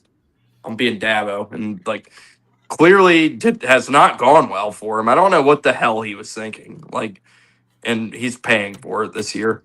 I think it's worse for Shaka than it is for Dabo because Clemson still recruits at a pretty high level, like with their high school recruits. But because the portal exists, like how we talked about with Kirby, in our group chat, he can't stockpile like because that's how Clemson used to build their guys. They'd be like, all right, when it's your turn, you're gonna go, and they would just stockpile these 5-stars, and now they can't because they'll just leave. So the team's not as deep. So like, but they still recruit at a pretty high level. All they need to do is just like supplement some of their like high school recruiting with some transfers here and there. You don't have to build your whole roster that way. But yeah, like it's worse for Shaka because Marquette does not recruit at the same level as some of the best teams in the country, and yeah, they're putting themselves in a situation where like, oh, dude, like you need 2 to 3 guys max. Like you can do this. It's not that hard. Like the guy has a really good track record with guards. He could definitely have pulled a few guys if he wanted there. So yeah, I not really sure what the thought process is, but he'll end up having to do it because he won't have a choice. But yeah, I hope it works out for him because I think highly of Shaka as a coach. So hopefully that turns around for him. Oh shit! What else? What else, you guys? On Friday, you had the crosstown shootout. Oh yeah, zip them up. Zip them up. Yeah, I love that rivalry. That is one of those rivalries. Like if you're not into college basketball like we are, like you don't understand that rivalry. Like that is a bloody rivalry. I remember that bench brawl. Those two teams fucking hate each other. Yeah, the brawl, that was zip them up. Like yeah. G-Lon Gwynn was involved in that. TSU. Yeah, that's a great rivalry. And then you had Notre Dame beat TCU on Friday night. Yes, that was a crazy game. Best thing to happen to Notre Dame fans this weekend. Yeah. Micah Shrewsbury is building a program there. Then you had today you had Texas Tech smoking LSU. Same with North Carolina over Georgetown. And then that Kansas was a game that over LSU Missouri. really needed because they were like their non-con has been pretty bad, and they had a chance to go into conference play undefeated. But yeah, they're pretty much toast. Was it at LSU? I think it was at Texas Tech. I was about to say, did they introduce Lane? Or? No, but not yet. It was in Fort Worth, Texas. We talked about that on the show last week, by the way, about some of the coach introductions. By the way, I got to see Golish. Had a fucking awesome one. It was great. Yeah. Golish was like, it was probably like 20 minutes before the game, and he was just like walking out like to his seats. And like I was looking at my phone. I can't remember what game. It might have been like Arkansas, Louisville. I was watching on my phone. I was looking down at my phone, and suddenly like I heard like going crazy, and I'm like, "What is going on?" And it's like Golish like walking out to his seats, and I mean it was like fucking like people were hyped. And then like when he came out, it was like I swear that's one of the reasons that they were just like, dude, we cannot bring out DJ Dirk. We can't like do that with him and throw him out there to the fans at a basketball game. They're gonna boo. Yeah, they're gonna be like, yeah, that's. I mean, I'm excited for Lane's because I do think Lane is the only coach who will be willing to do something along the lines of what Sig did at his, where he's like, yeah, Purdue sucks.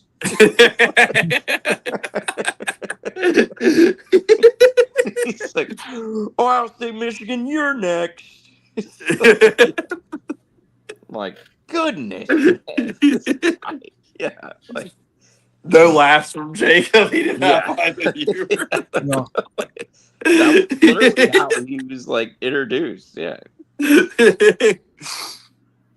Google me. Yeah, the fans went crazy when he was like, yeah, Purdue sucks. Like, goodness. I mean, pretty conservative bet on his part to call out Purdue football, but still, yeah, he called his shot for sure. Like, I just want Lane being like, yeah, you know who sucks, guys? And like, Ole Miss. Yeah. Fuck Ole Miss and Bama too. And Tennessee too. Yeah. Lane's gonna come out like, yeah, my old family. Yeah. Yeah, he's Yeah, he'll. I'm have trying to some, think Yeah, how I didn't go back and like watch the videos. A lot of these, like, did Summerall, or I they didn't don't have think a home so. game yet. Who And they else did? can't bring him out there.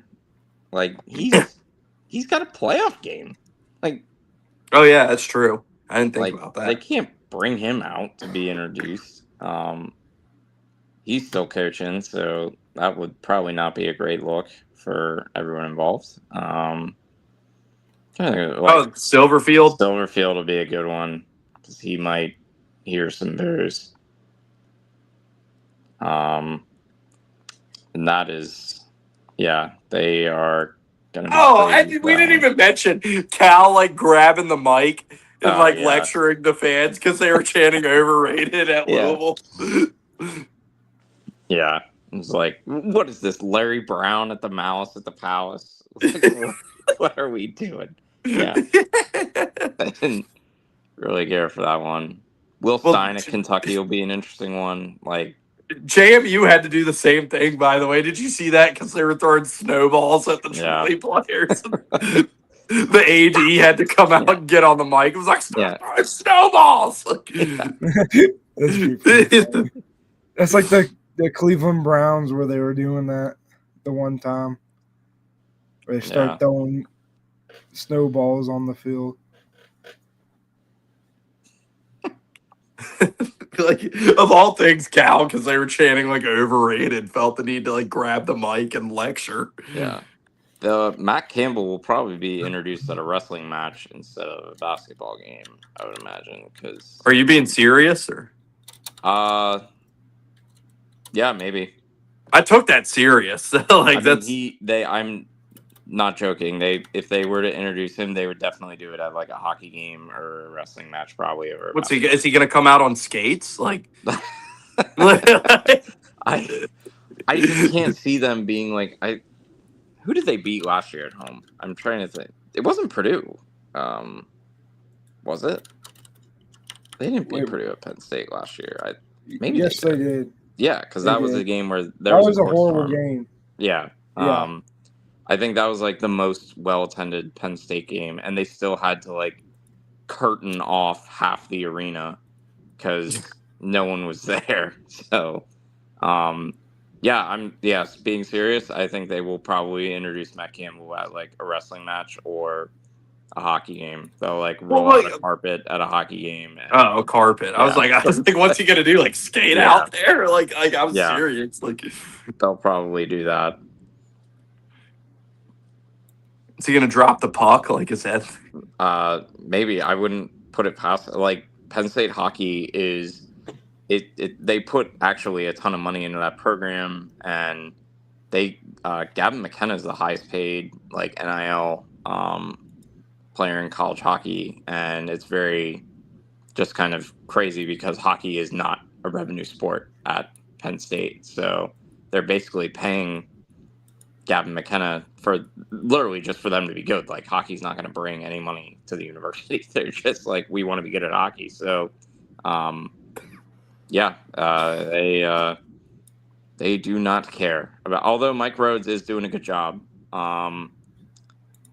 are for Dylan Mingo. Like I don't know if you guys have seen his like recruiting top 4.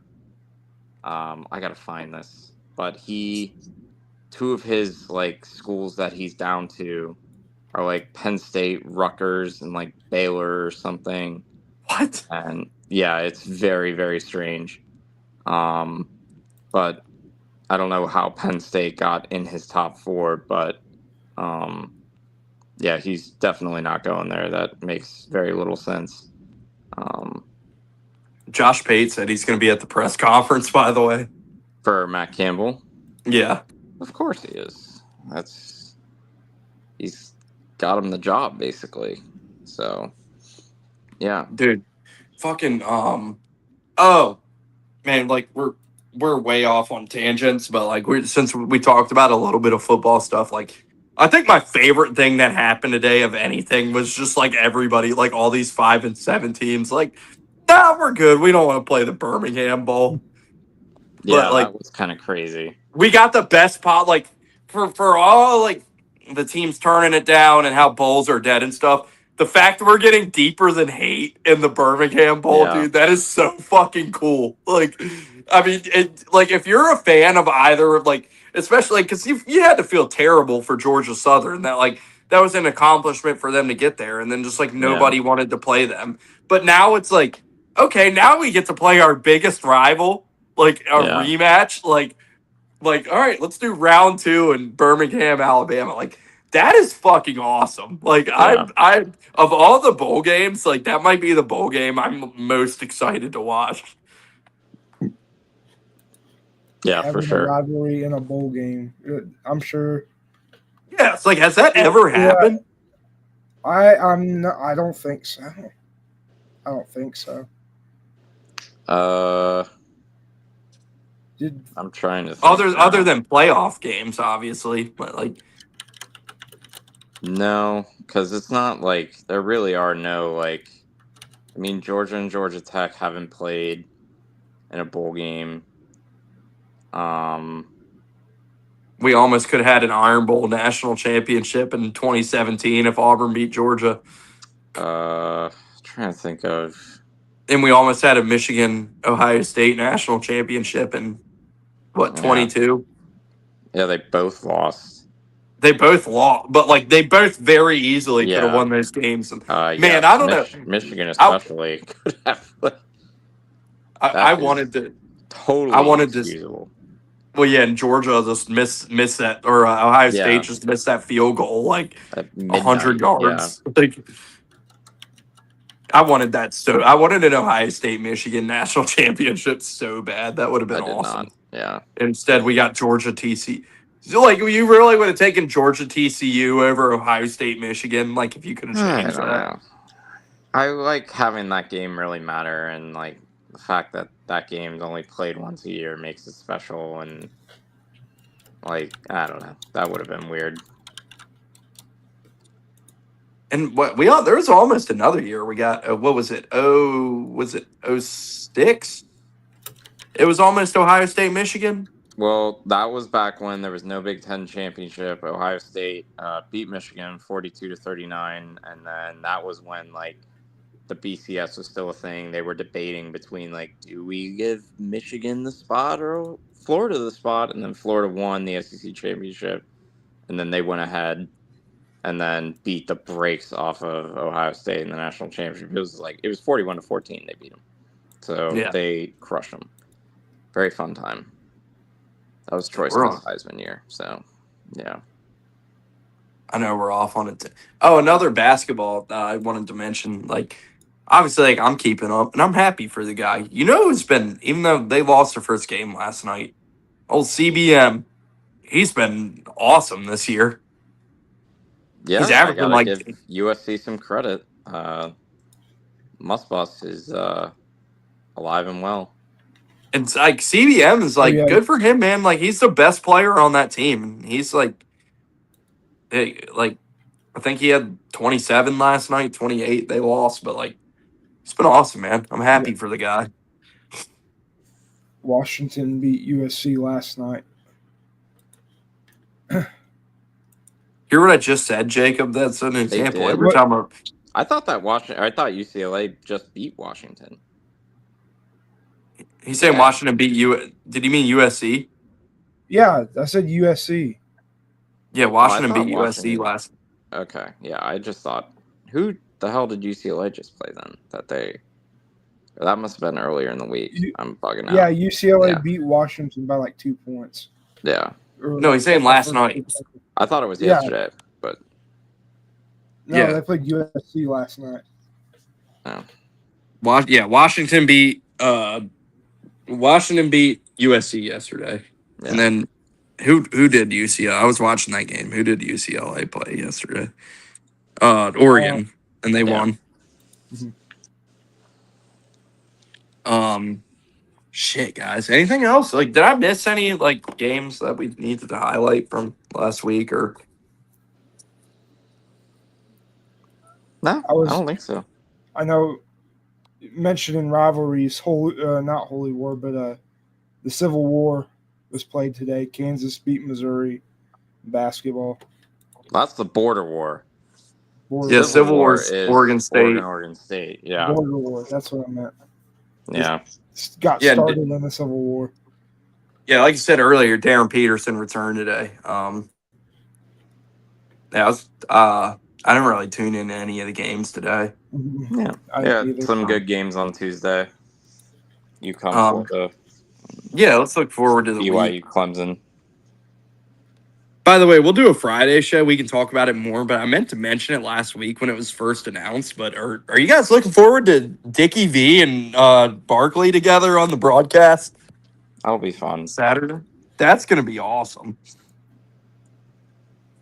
Let's see. We got literally nothing tonight. There are, 7 games total on the slate tonight. It's kind of that dead zone. Kansas State's playing Valley, so that's fun. We got Michigan Nova tomorrow, Clemson BYU. Let's see. We got Illinois Ohio State tomorrow. Penn State plays at Indiana tomorrow. UConn Florida, as Matt just mentioned. So some good games Tuesday. Wednesday we got Minnesota Purdue. Let's see. Oh, this isn't related to the game they play. St. Bonaventure plays Colgate on Wednesday. But I mentioned a couple weeks ago with kind of like the SEC being more down this year, and like some of these leagues just might not get as many, like about the opportunity for some mid majors to get bubble spots. And like I saw a couple bracketologies come out with the Bonnies either in or out, but like right on the bubble. Well, St. Bonaventure just played Bloomsburg, which is a Division II school in the middle of nowhere in northeastern central Pennsylvania. So, yeah, they probably should get their weight up as far as non-con goes. Oh my God, this was okay. Game Thursday. How have we've made it almost 2 hours without mentioning Gottlieb's chair throw? that was something. Well, Doug was pissed. I mean, for one, Robert Morris, well-coached team. They gave up, I think Green Bay gave up like a 15-0 run at the end of that game to lose, and he was furious. Rightly so. That's a game, I'm sure, that, that's a conference game because they're both Horizon Leagues. So, yeah, that was elite levels of angry by Doug there. Rightly so. So, sure, he's not very happy with his team after that one. Yeah, I had to mention that. And then yeah, Green Bay plays IU Indy on Thursday, so that should be fun. Yeah. IU Indy is number 1 in adjusted tempo at KenPom right now, and they are dead last in the nation in adjusted defense. Oh, let's go. Awesome. yeah, fantastic. Yeah, nothing really Thursday. And then Friday, let's see. We got UConn plays so another good matchup for you. Texas hasn't been great, but big non-con. Wow, thin slate this week. Yeah. Yeah, I think it's because it's a lot of schools are either finishing up finals or have already finished, and all students have kind of left. Yeah. So it's kind of that dead zone for games. Saturday will be big though, so we'll have. But obviously we'll be back Friday and talk about more of the games Saturday. But yeah. Other than that, shouldn't be a ton of games to talk about this week. But yeah, you guys got anything else before we wrap this thing up? Call it a night. All good. I think I'm good. All right. Well, thanks everybody tuning in, listening. Make sure you follow One Shining Recap and Sectator Media on Twitter. Subscribe to Sectator Media on YouTube. Give us a like, retweet, all that good stuff. Let's keep it going. And get this thing up. And yeah, we're inching closer to conference play. So yeah, it's been awesome. We've had a lot of good games, and it's only going to get better from here. So we're looking forward to it. But until then, we'll see you.